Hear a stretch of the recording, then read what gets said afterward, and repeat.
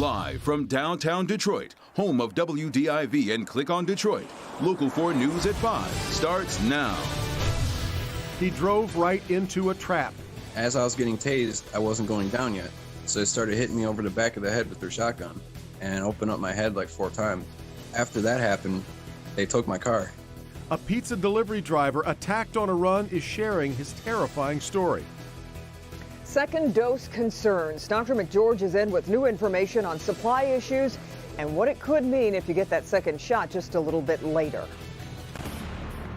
But let's begin with the snow, making the region across the area slick for driving. This is video from state police at the Lansing Post.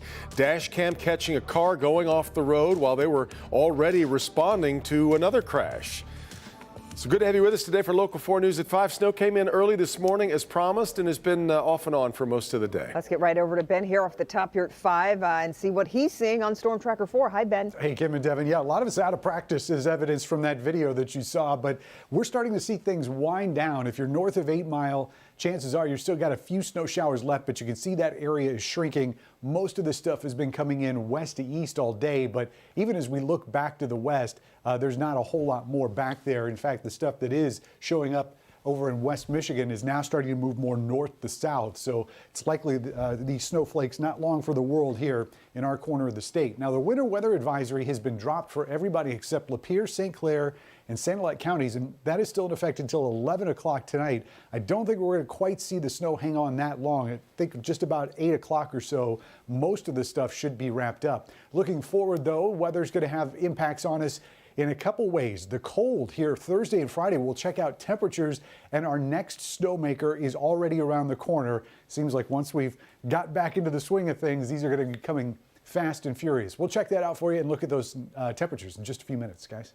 Back to you shortly, Ben. Now let's get to breaking news, though, on the vaccine front. The Biden administration has just announced it's ordered 200 million more doses of the COVID-19 vaccine. It's 100 million doses each for both the Pfizer and Moderna vaccines, and it raises the total in the U.S. to 600 million doses. That's enough for 2 shots for every American. And our other top story tonight, a group of high school parents ready to sue the state health department director demanding indoor sports be reinstated by next week. But the health department doesn't appear interested in doing that just yet. Rod Maloney live tonight with what both sides are saying about it. Rod?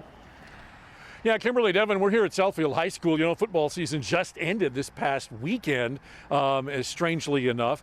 But there are other indoor sports that ought to be going now, like basketball, competitive cheer, gymnastics, hockey, swimming, wrestling, and even bowling. But they are not. And now these parents want it to happen by Monday, and they intend to sue. They want to drop that lawsuit tomorrow morning.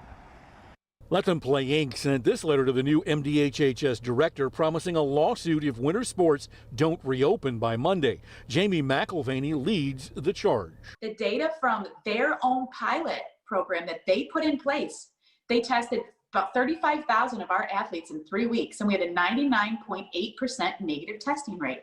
They didn't like that data because it was too good. So they're pretty much pushing that aside. And she pulls no punches when it comes to Governor Gretchen Whitmer. When you're speaking up for what you believe in, I feel like she tends to go against you intentionally, but that's just my personal opinion. We need to get going. There is other support independent of the lawsuit from Oakland University basketball coach Greg Kampe. You have the superintendents and principals and athletic directors and coaches that have spent a lifetime worrying about the mental and physical well-being of these student athletes. Let them do their job. We asked the MDHHS about the suit. Here's their statement, quote, there were 42 outbreaks associated with athletics, K-12 schools, professional, collegiate, and commercial venues in August and September of 2020 before restrictions on contact sports were implemented. And MDHHS and local health departments are still identifying outbreaks on teams that are currently playing. Outbreaks of this magnitude have the potential to affect not just the sports team, but the community in which the players and coaches reside as well. Now, Jamie McElvaney says a couple of other things, too, that most other states across the nation are allowing high school sports to go, and she wants to know what they know that the state of Michigan doesn't, or vice versa. She also says this really impacts a lot of the kids who have a shot at a college scholarship. She says because if you're not playing, you can't be scouted. Back to you. Well, Rod, what is this lawsuit likely to argue before a judge then?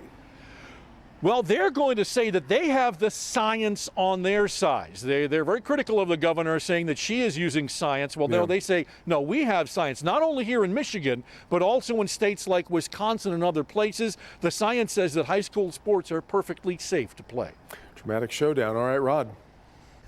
Well, as the fight over sports continues, the pandemic isn't stopping. Worldwide, cases of COVID-19 topped 100 million today. Here at home, 1,476 new cases are being reported, along with 79 new deaths, including 44 from a review of past vital records. Now to the vaccine and the uphill battle to end this pandemic. Yet to date, more than 1.4 million doses have been delivered to Michigan, with 760,000 shots going into arms. And just in late this afternoon, Biden administration, again, as we mentioned earlier, saying it plans to boost vaccine distribution. That will include boosting it to states by 17% next week. But still, we know Michiganders are struggling not just to get their first shots, but for some, getting that second dose in time is an issue as well. Our Dr. Frank McGeorge has been working to answer as many questions as possible tonight. He's specifically addressing the timing of that second dose. Frank, good evening.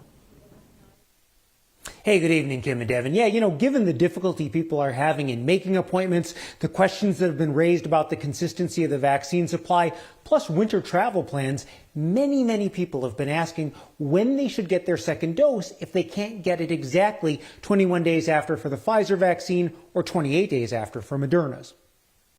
The acceptable interval for the timing of the second vaccine dose has been a bit of a moving target as the CDC updates its recommendations to reflect certain realities about the vaccine rollout.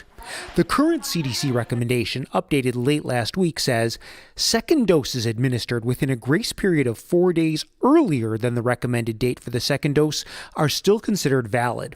That should clear things up for the many people who have asked about getting their second dose a little earlier to accommodate other plans.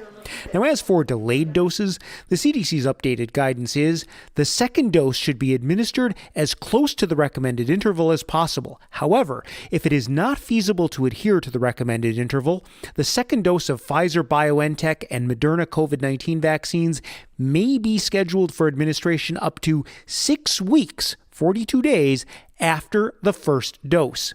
Now, there's currently no available published data to support this very generous time frame, but there is similarly no reason to believe it's not justifiable.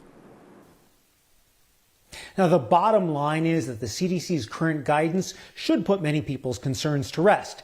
The recommended intervals for the Pfizer and Moderna vaccines are based on the research that was done to secure the emergency use authorizations, and that's what the published efficacy rates are linked to.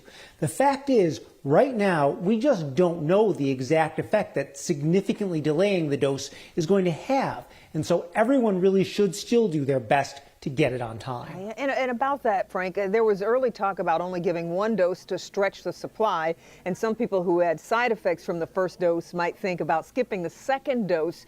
How important is that second dose?